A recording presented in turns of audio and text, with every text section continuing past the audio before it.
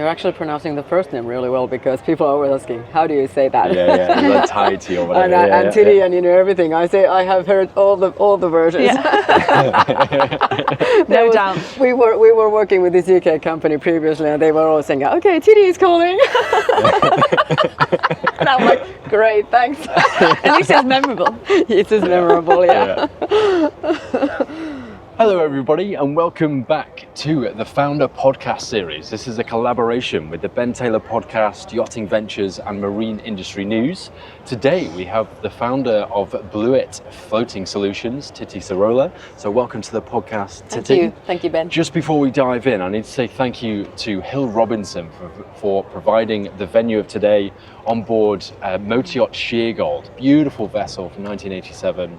Quite an incredible vessel. We'll also be sitting down with the captain of the vessel later on as well, so it'll be really cool.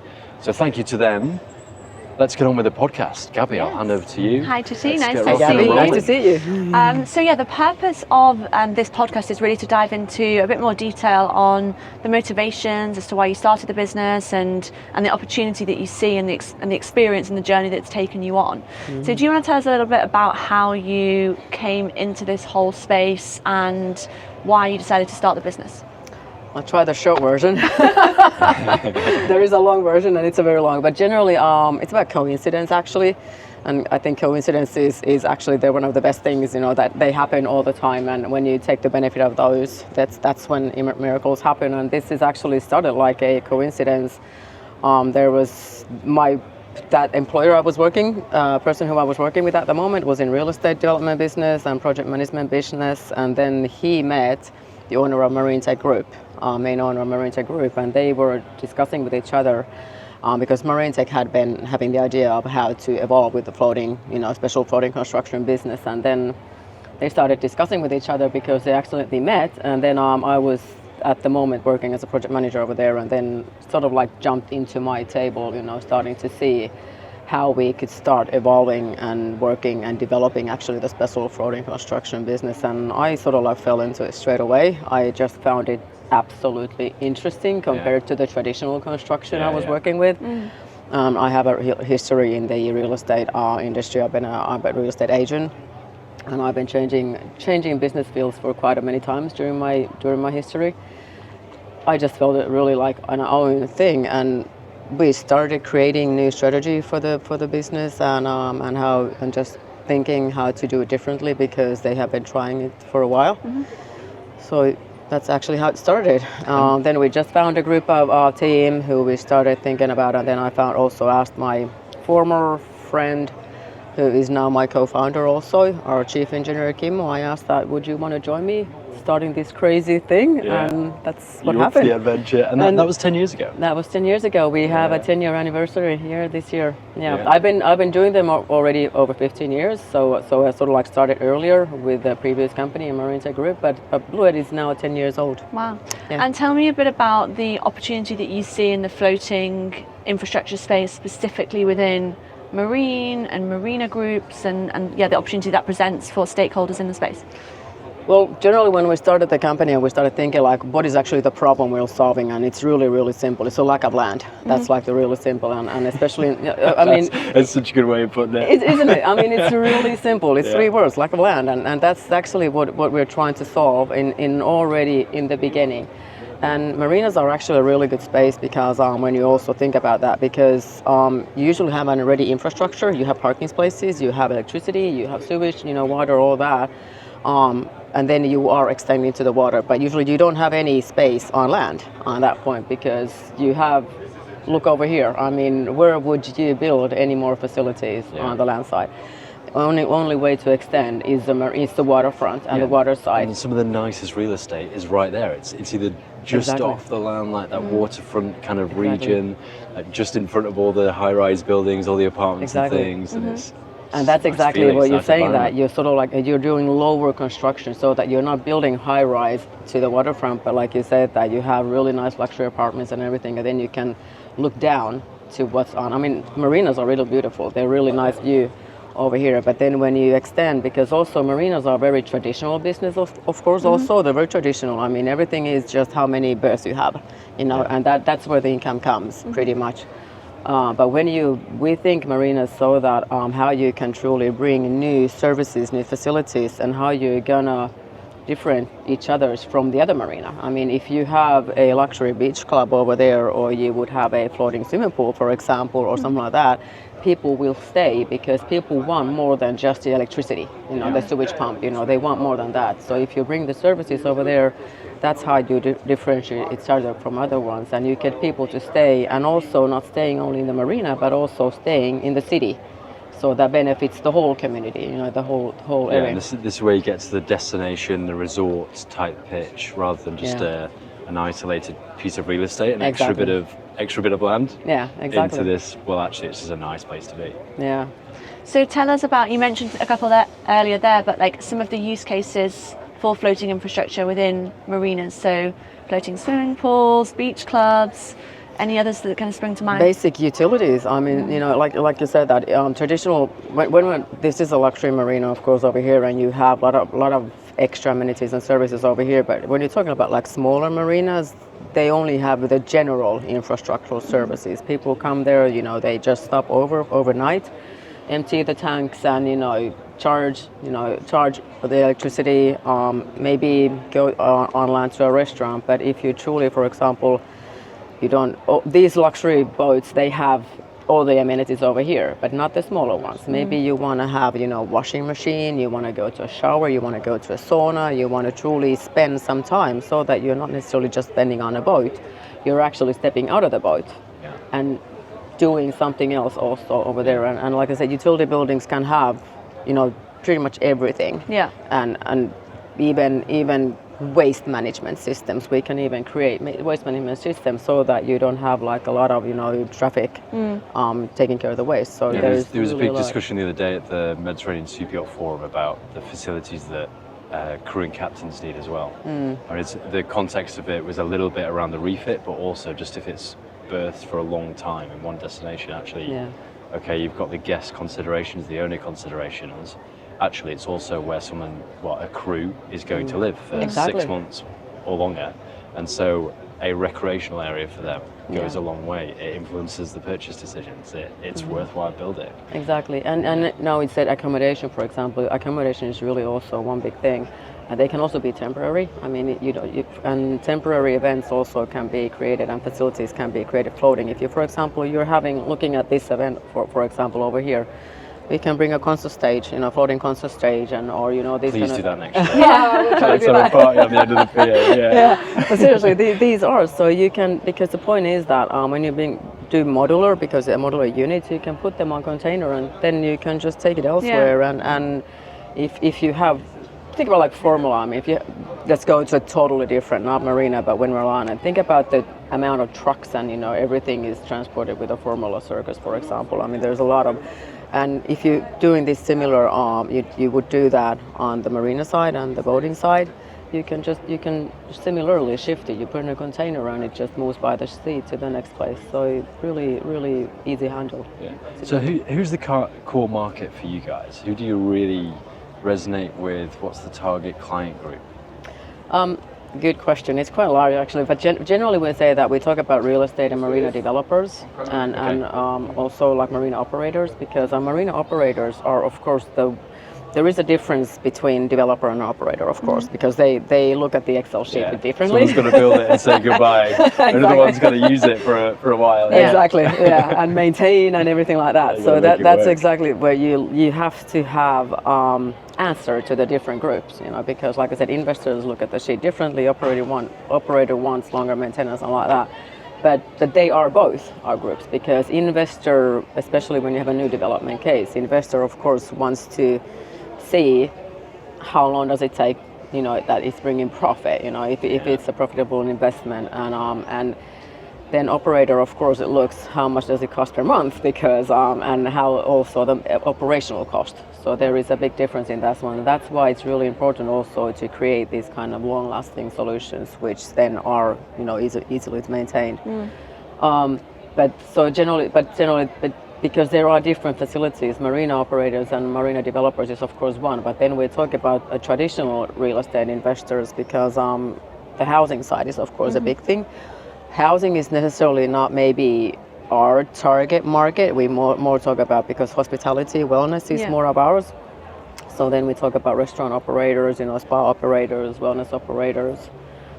They are maybe the target market for us. Yeah. And then I suppose in amongst all that, you've got to keep councils happy, local governments, and all that kind of thing. It's a fun dimension to the business. They are the stakeholder side, which is very wide, involved. Very involved. Involved was a really good word, actually. And it's because every single country, every single city has different kind of permitting level, So, and the floating construction is still so new, so they don't even know what they're permitting. So that's also one important thing that we have to teach the authorities, and we have to teach also a big amount of a part of my work also is that I have to teach people, what this means, and because it's trustworthy. And it's wider than now you can have an additional restaurant or an additional couple berths, whatever it might be. It's also, there's an economic impact of this. It's more traffic in the area, it's opportunity for local employment, all this kind of thing. So a government needs to be educated on that and see it, understand it and support it. Exactly. Before a floating solution appears on the coast. And because the traditional, it's a big environmental issue, because traditionally, there's a lot of cases which are marketed as floating construction or floating solutions, but they're not floating, they're built on piles. So, and we consider them not floating. They are built on water, but they don't float. You walk past it, that's not floating. Exactly. And we always want to correct these things, because it's a big difference, because we consider them to be fixed construction. It is a fixed structure which you have to do, and it is environmentally totally different thing. Our solutions are floating. So they are truly also designed in a different way. And then also permitting wise, they're handled separately, because it is, of course, when you do a pile construction project, it is, you have environmentally more heavier, to the environment and everything. Exactly, with the seabed, And you cannot take it anywhere. It's generally floating construction. You can shift it also. You can literally just move these things around. You can actually, but you have floating. to. Yeah, it's. Undo a couple of ropes. Undo a couple of ropes. Yeah, push exactly. It. Yeah, it's not that simple. Get your fins on. I'll push it. This is where it goes sort of like people also then refer also to boats. So this is also, so it's not fixed structure, it's not pile construction, it's not fixed construction, but it's also then not a boat. So it's in the middle, So if you want to move it, you also have to take into consideration already in the beginning in the design. So you cannot just, if you have a 3,000 square meter solution, and you have pools and buildings and everything, it's not that you just, detach the chains and then take it away. You have to maybe take something into consideration. But possible. And what's just in terms of pros and cons, fixed, not floating solution compared to a floating solution? What are the big things that's pro floating rather than something that's actually fixed to the seabed?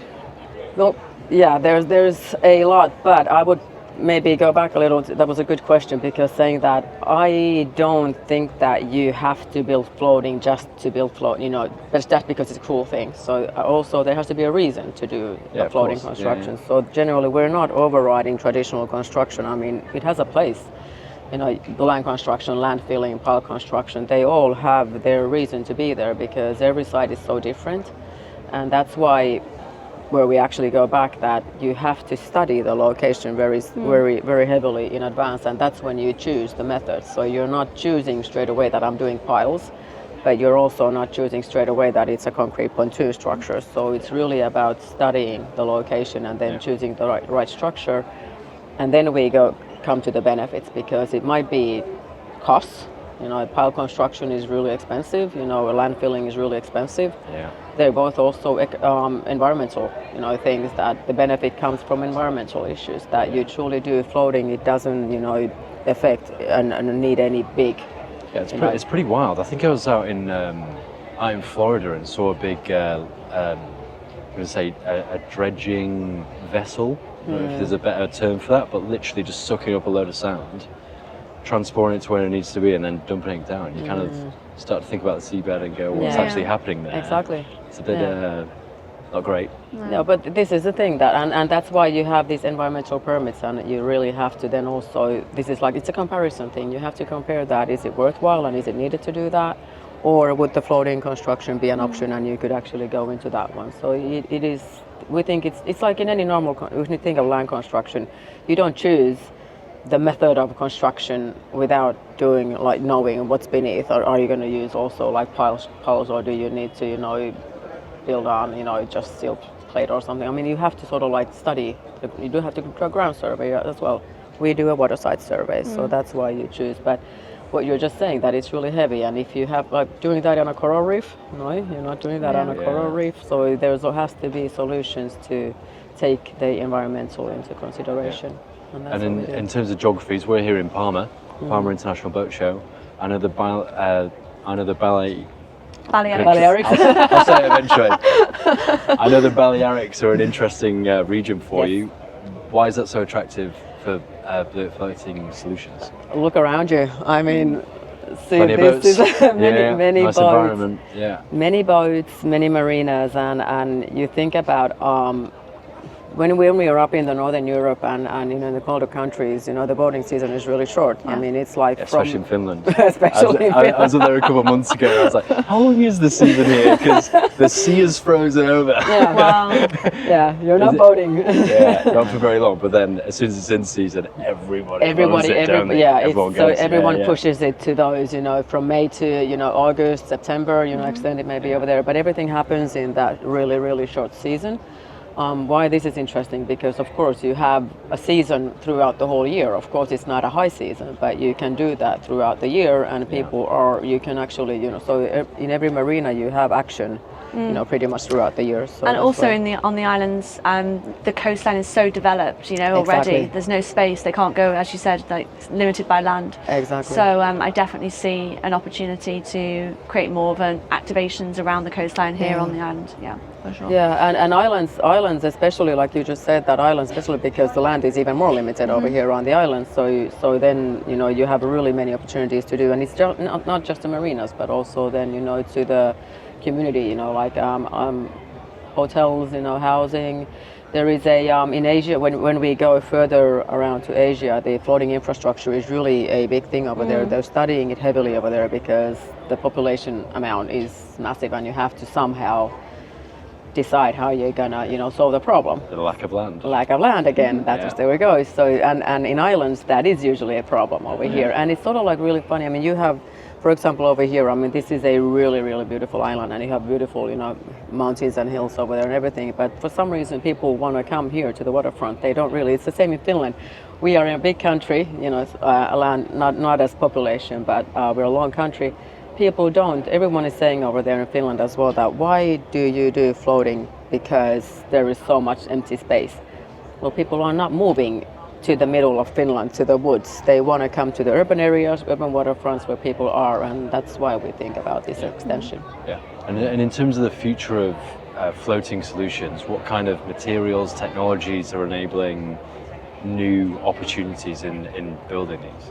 Oh, this is such an evolving industry, especially when we sort of like started. There was really not that much when we started, but nowadays it's really evolved, and the floating infrastructure is looking all the time new solutions. And for example, we have now a patented new system for the floating infrastructure, because the problem was that the sizes were enlarging all the time, so we were sort of like needing to have a structure. The old solutions didn't work because the traditional thing is that you build on a pier, and you cannot build anything on a pier. Pier is a pier, so that's a different thing. So floating infrastructure is actually a technical solution which requires capacity, load capacity, and rigidness and everything. So there's a lot of coming in on that side. Like I said, that there's companies who do from steel, there's companies who do from concrete, there's aluminium, plastic, and we think that there's space for everyone because the locations are so different. Yeah, and there's so much to do. So much to do. I mean, if you look at the globe as itself, I mean, how much? 75%, or how much is it water space in the whole Earth? Yeah, I think it's about 2/3, but I mean, most of it's the Pacific. So, exactly. Yeah. So we're not going to go there. But still, if you start counting the amount of the coastline, I mean, it's just the business is really big, and it's very large opportunity. But like I said, that there are systems we're talking really infrastructure solutions. So it's like waste management and it's energy solutions, because also water is a really big opportunity for energy. Yeah, as for well. sure. And so I have a closing question for you, Okay. which is essentially anybody involved in building a floating solution. Is that a good word? Floating solution? A floating That's like platform? that's a large That's a bit general broad, isn't solution. it? And so anybody involved in building these kind of floating structures, what is the consideration that you would really advise them to consider first? What should everybody be thinking of? Don't consider it being as simple as it sounds. That's first thing, because it is truly a engineering solution. It's not. It's a full system what you're doing. So it's not that you can really lose a lot of money by doing bad quality. We talk about that.